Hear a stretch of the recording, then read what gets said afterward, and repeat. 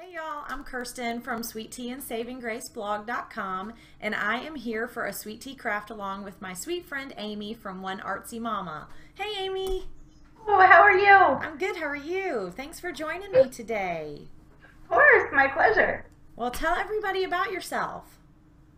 Well, I blog at oneartsymama.com and I like to share crafts and projects that are honest inspiration for everyday life.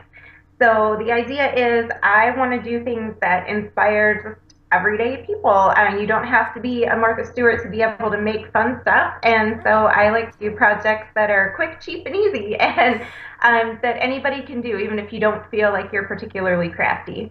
Awesome. Well, I'm excited. Today we are going to make a nail polish pendant, right? Like necklace pendant. And I am really excited because I've never made anything like this before. So I think it's a really cool project. So we're going to flip the screen just a little bit, and Amy is going to tell us what supplies we need, and then she's going to walk us through how to make it, okay? Kirsten and I chose this project because she really wanted to try making jewelry. That's one of my favorite types of projects to do is things that I can wear. And so we picked this one because you really don't have to have any special skills to be able to do it. Some jewelry requires like the metal stamping or beading skills, but this, as long as you have nail polish, if you can paint your nails, you can make this pendant. So I thought that was kind of fun. And it didn't require Kirsten to go out and buy a ton of expensive supplies either.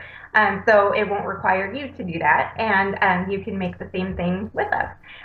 So Kirsten has the supplies that you need laid out. The first thing that you need is some kind of plastic or glass blank. And she's going to show you hers right there. And I'm going to hold up a few as well. It can be any size or any shape that you like. It can be faceted, it can be beveled, it can be whatever you want. Kirsten has some squares that you can get any shape, teardrop, circle. Sometimes if you buy these, Mod Podge has a line of them that I like to use. They're made out of plastic so you can't break them, and you can see that it has a hole in the top of it. Kirsten's work a little bit differently. Hers are going to snap into those metal frames that you see there. But any kind of blank that you find that you like works as long as it's clear and see-through and there's nothing on the back, then you're going to be fine. They're easier to work with if they have some kind of hole or some kind of jump ring already attached, but if not, it's easy to add on the pieces that you need. So the first thing you need is some kind of flat plastic or glass blank. All right, then you're also going to need a few jewelry tools that you can actually, these are just tools. So your husband or you might have them in your toolbox already, so you don't have to go out and invest in special ones. But you're going to need some needle nose pliers and some flat nose pliers if you can get your hands on those. If not, it's not a big deal. And some wire cutters.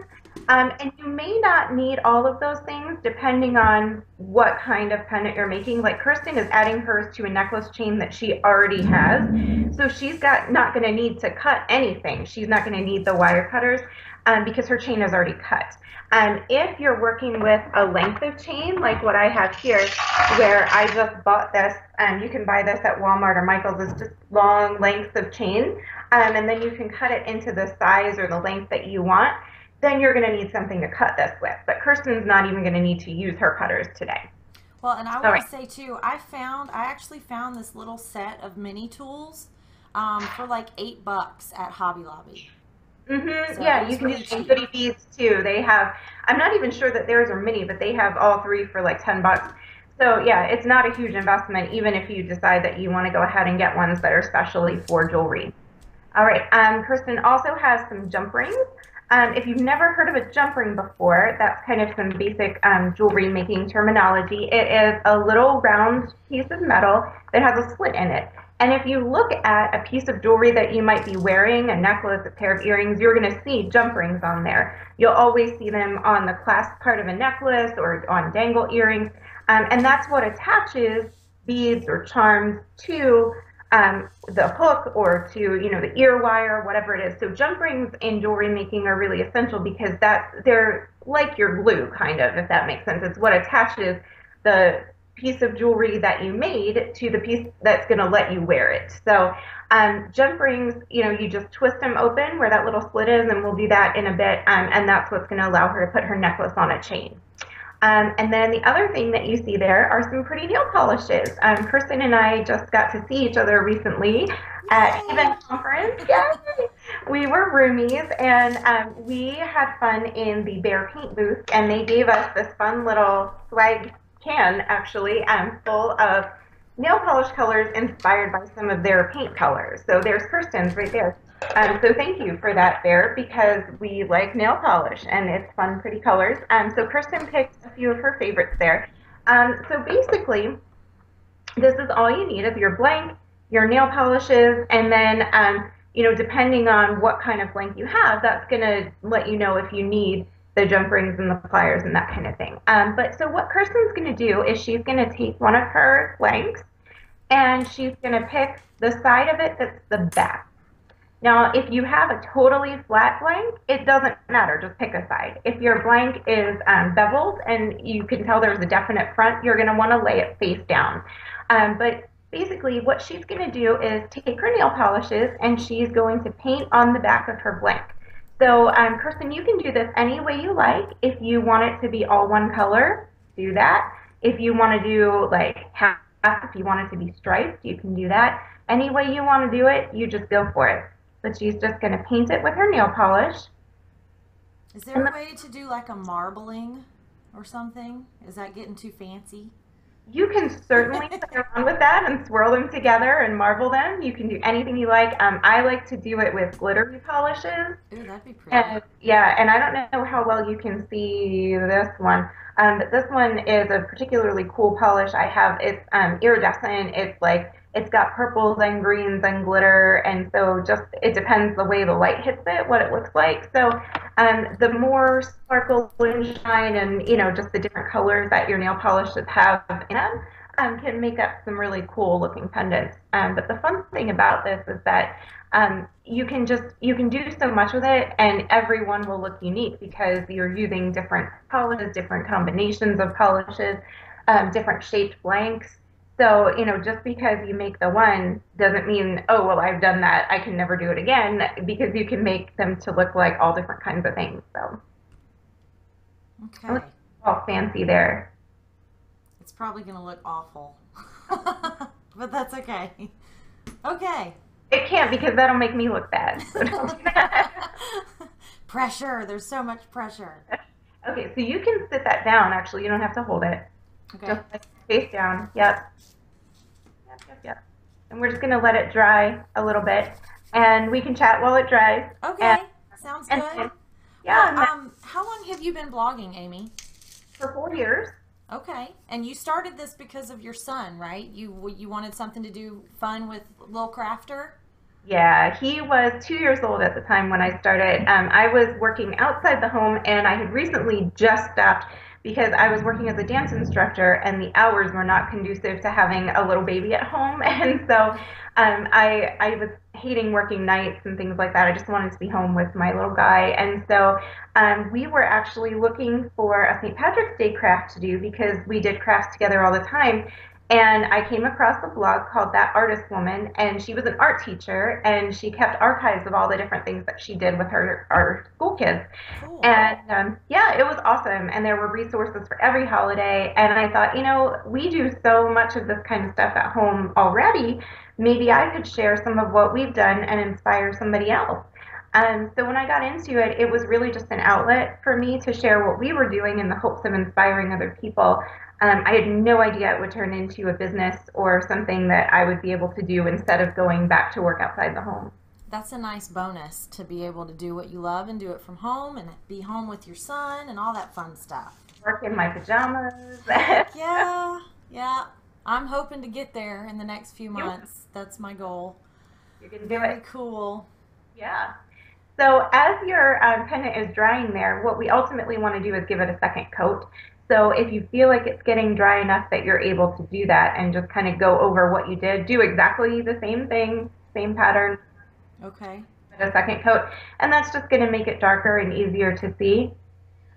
Depending on the nail polishes that you're using, that's going to direct how many coats you want to give it. Basically, it's all a matter of taste and what you like. If you want it to be more see-through, that's fine. If you want it to be super dark, that's fine too. You're just going to need more coats. My particular one that I showed you a couple minutes ago, it's my favorite, but it was also the biggest pain in the butt to do. It took like 8 coats because it's such a sheer kind of polish that it took forever for it to be dark enough, that I was happy with the way that it looked. So, I just, for mine, when I do them, I just keep checking them, and when they look the way I want them to, I stop. So that's pretty easy. Yeah, yeah. See, I told you, no technical skills, nothing special required here. Cool. Yeah. I'm digging this green. I know, that's a really pretty color. I like that. Way to go, Bear. You did good picking colors. Right. Okay. Are you still there? I'm still here. I'm okay. painting away. Okay, you froze up for me for a second. Okay. Okay. All right. There we go. Second coat is applied. Perfect. All right. So then we're just going to let that dry. Okay. And then depending on the kind of blank that you have, that's going to direct what your next step is. So for you, once it's dry, you're going to snap it into that silver frame that you have. Right. And then we're going to add a jump ring to put it on a necklace. Some blanks, like some of the ones that I was holding up earlier, you don't snap them into anything. They just stay the way they are. Or like this one that I was showing you, it's just the blank. And it's got a hole, and then you put a jump ring in that hole. Sometimes you'll find a flat blank that doesn't have a hole, like the circle one here.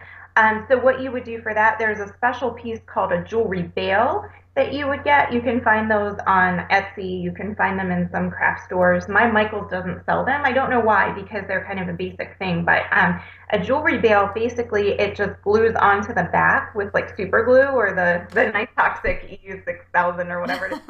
And then that provides the hole for the chain to go through. Okay. So it all depends on what you have there. But while we're waiting for yours to dry, we can add the jump ring to the silver part, and that way that's one less thing for you to do later. Okay. So what you're going to do, the reason why we're adding this is because if you try to just thread your chain through the hole that's there on your silver piece, it would hang sideways because of the way that the hole is oriented. Oh, see that? That's true. Yep. Right, Okay. so it would be hanging sideways and it would just look funky when you try to wear it. So that's why we need a jump ring. And so with the jump ring, what you're going to do, don't do it with your fingers. That's why I have these. That's why we have pliers, sweetie. So what you're going to do is you're going to grab one side of it with those pliers and then grab your little flat nose pliers with the other hand. It's so tiny. It is, you got tiny ones. Jump rings come in all different sizes, so yep. Now what you're going to do is you're going to twist that open by bringing one hand toward yourself, one hand away. Yeah, that's it. So yeah, you twist. All right. Yep. And then you just slide that sucker on there. Uh-oh. I didn't open it far enough. Hold on. Okay, more. Okay. Mine's fat. Yeah, you'd have been better served with a big ring, but that's okay. Okay. There you go. And then you're just going to do the opposite, twist them back toward each other, and it should meet back up and close, and you can even hear a little click when it kind of gets back together. Cool. Yeah. So you always want to handle your jump rings that way by twisting them apart. Some people, what they'll try to do is they'll try to grab the ends and pull apart like this. And what happens is if you do that, when you try to close it, you're never going to get that perfect circle again. It's going to look more like an egg. And the sides are never going to line up. And then what happens is when your jump ring's not properly closed, then your stuff can fall off. And trust me, I know firsthand that your stuff can fall off. And when I first started making jewelry, that would happen all the time. I'd be so excited I made something and I'd be out wearing it and it would just go plop right into my and then people would be like, oh, you made that, huh? High quality. Exactly. But then I learned the technique from somebody who actually knew how to make jewelry. And they said if you twist it, then it retains that nice round perfect circle shape, and then it just comes right back to where it's supposed to be, as opposed to when you actually open and bend the shape of the circle. Nice. Yeah, fancy stuff. Well, that's good to know. Yeah, and then you can slide your jump ring onto your necklace chain.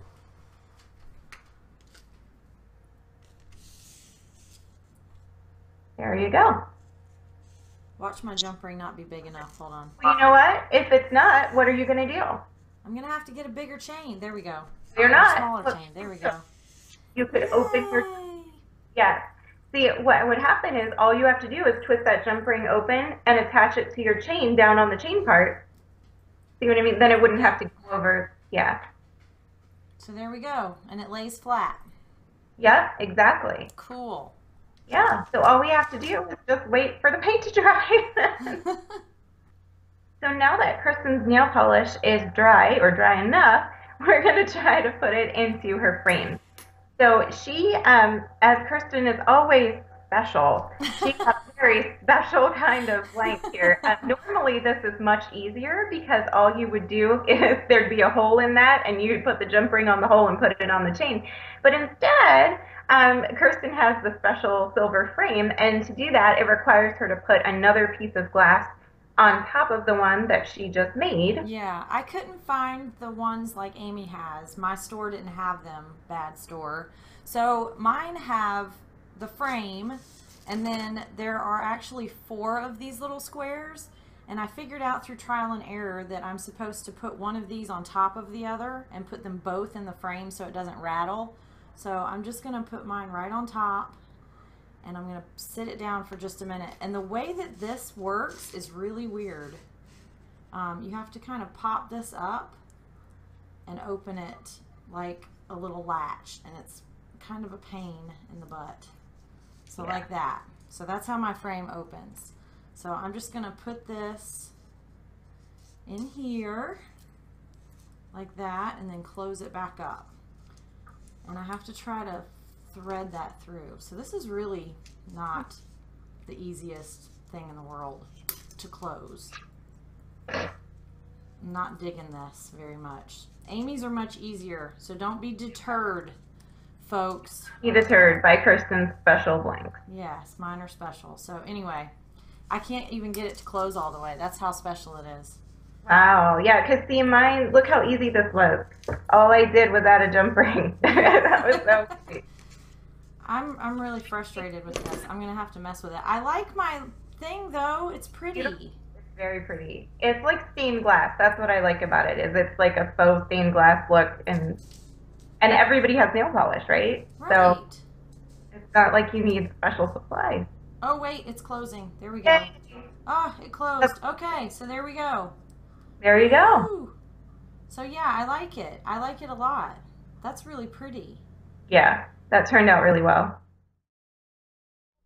So thank you, Amy. This was a really fun craft, and I'm super excited with how my little pendant turned out. So pretty. Thank you. I'm going to make quite a few of those. These are great little gifts, like for teachers and stuff. That's so easy. Yep, and Christmas gifts start now. Make it now, and it's cheap. They're so cheap to make. I'm going to have to find those other blanks, though, because they're much easier. This one was not so easy, but it turned out good, though, so we're all good. I'm sure you can order them online. Probably, yeah. So tell everybody where they can find you online. Of course, yes. My blog is at oneartsymama.com, and it's M-A-M-A for mama. And then I'm pretty much One Artsy Mama everywhere else. You can find me there on Facebook. You can find me there on Twitter, on Instagram. I just joined Periscope recently, so you can find me there. And yeah, so that's been a lot of fun. On Pinterest, I'm dancers4life. But everywhere else, you can find me as One Artsy Mama. Awesome. And we will link to all of those below in the description of this video. And if you like this video, be sure to give it a big thumbs up, subscribe so you catch all of the future craft alongs. And Amy, thank you so much. This was a lot of fun. I'm glad we did this. Me too. Thanks. And we will talk to you guys later. Bye. Bye.